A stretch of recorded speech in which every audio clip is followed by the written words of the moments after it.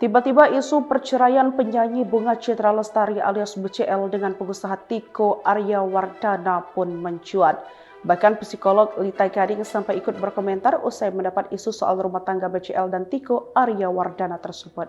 Tadi lewat di Perandako, beneran BCL sudah cerai sama suaminya? Ya sekarang Tiko, beneran? Aku nanya nih, soalnya aku nggak ngikuti. Tanya Lita dikutip pada Kamis 11 Desember 2025. Di momen itu, mantan bintang sinetron Intan tersebut menyinggung soal kisah BCL dengan mendiang suaminya, aktor Ashraf Sinclair, yang dipisahkan oleh maut. Karena seorang yang ditinggal meninggal itu kenangan-kenangan indah yang akan keluar di dalam hidupnya, kenangan-kenangan indah yang akan keluar di dalam dirinya. Kalau janda yang bercerai, yang ada itu didendam kemarahan Beberlita. Sisi lain, BCL sendiri bak seolah menampik kabar tidak sedap yang menimpa rumah tangganya tersebut.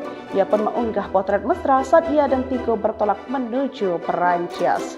Lewat unggahan tersebut, wanita yang akrab disapa Unya tersebut membagikan potret saat ia bersama putranya. Hasil pernikahan dengan Ashraf memberikan kejutan ulang tahun untuk Tiko di pesawat.